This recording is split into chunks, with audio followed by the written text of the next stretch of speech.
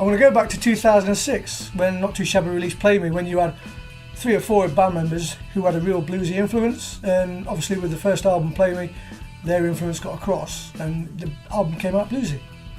And then when you come to 2009, the Moving On release, myself and Dr. Cole joined a year or 2 years previous. We got our influences in, so the album took on a more rockier, heavier rock sound. Now you come to Against the Night, it's a more heavier rock sounding album, and also with some lighter elements in there as well. So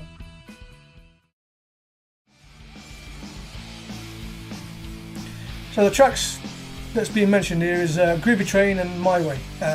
These tracks have been around for a good 5 years, and it was actually recorded and intended for a second album before me and Dr. Cole joined. But obviously due to various lineup changes, never saw the light of day.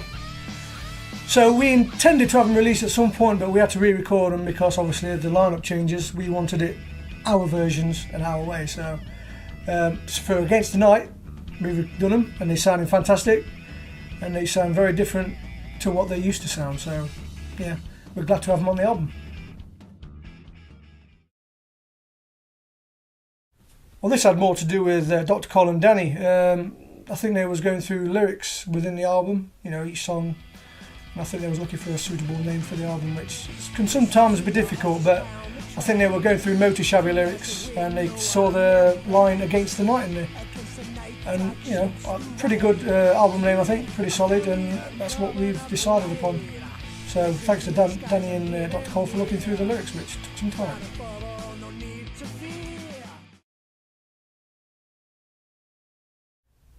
This one, not too hard to answer really, because when you get some bands, they do concept albums, or some bands within an album will release like a trilogy of songs. And really, we did the third part of this trilogy first. It wasn't intended to be a trilogy, but as we got on with doing the album, we did a song called March of the Fallen, and it's about preparing for battle. You know, like wherever you may, you know, in your own mind, wherever you think could be it. And then we thought, well, okay, yeah, this could come lead on to something. So we did a second song, Fight Till the End, which then was about the battle. And you know, that was deliberately done to make it into like a two-parter. But we looked back on the lyrics for somewhere and how that song went, and we decided to add it as a part 3.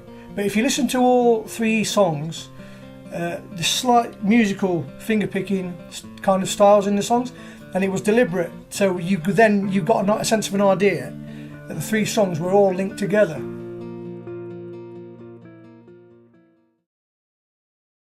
That's a good question, because when we recorded the 3 tracks, you know, we wanted like intros that would indicate at what stage, you know, the battle was, such as, to give you an indication, when we did March of the Fallen, which is part 1, of course, we wanted some, like, I don't know, people sat around me, you know, like you get in American Civil War, sat around a campfire talking about the war and stuff like that.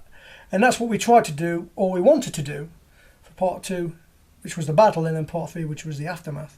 But I think we decided against it, and what we did, we decided to add some military drum patterns. Because, of course, as you know, with rock drumming and any sort of drumming, that's some origins of drumming start from there.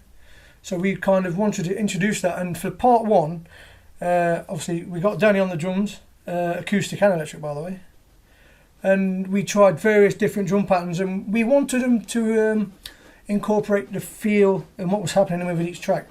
So March of the Fallen, the drum beat indicated that it was like a preparation, you were preparing for battle, and then Fight Till the End, very military march beat, which indicated you're going into battle, you're in battle. And then you get part 3, which is Somewhere, and there's some keyboard element in that, and it's not so much a drum beat, but a few crashes with the snare and toms, which indicated when you hear the big crash, you're in a very dark and bleak place, because what's surrounding you after a battle is just nothing but death. So it just gives you that mood of you're in a very dark and black place. And yeah, very effective and works very well, as you will hear when you listen to the album.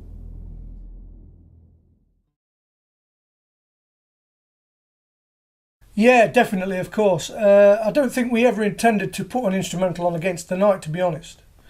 I just think we went for tracks, just normal tracks, really, with the usual singing, vocals, and all that, and guitars. But Ditty came about by chance. It was just one of those things where you mess about in the studio.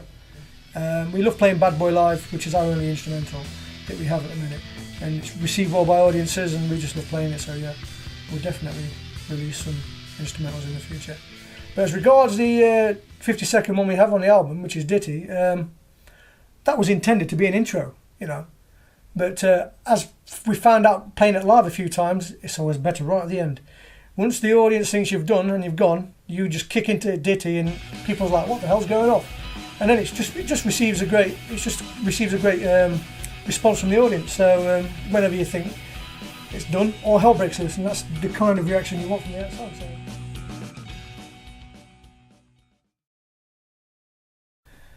No, not really. No, it wasn't deliberately left out at all. I think if you're going to include a guitar solo in a track, it's got to improve the track itself. And if it doesn't, then I don't see a point in sticking a guitar solo in there for the sake of it. And with March of the Fallen, although I did tinker with putting a guitar solo in there, it just didn't improve the track. So March of the Fallen on its own stands up very well and didn't need a guitar solo.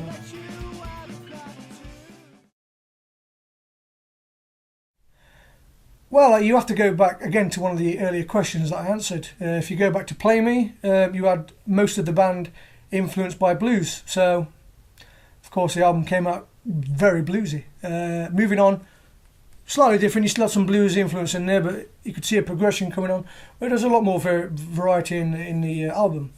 But Against the Night, obviously now is just 4 members. And you listen to the album, you've got your heavy rock in there, you've got some lighter songs, which is, like in the question, Designs and Space. I think we wanted some lighter stuff. If you want to just keep going with the same stuff in one album, it can get a bit repetitive. So we wanted some variety. So you got Funky Town as well, which is really different. March of the Fallen, the trilogy, but it just shows what variety in music that you can produce.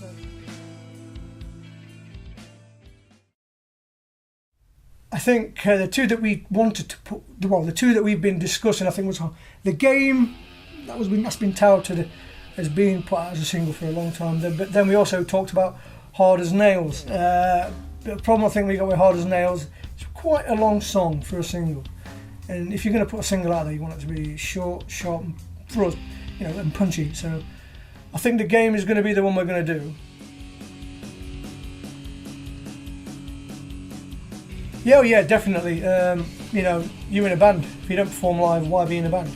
So we're going to be gigging soon. We're just going to get the album sorted out, get that released, get it into a few magazines so it gets out there to the people, so they can read up about it and then be interested in listening to the album, get some more fans in there, and then shoot the video, release the single, and then get on to some promoters, and then get some gigs.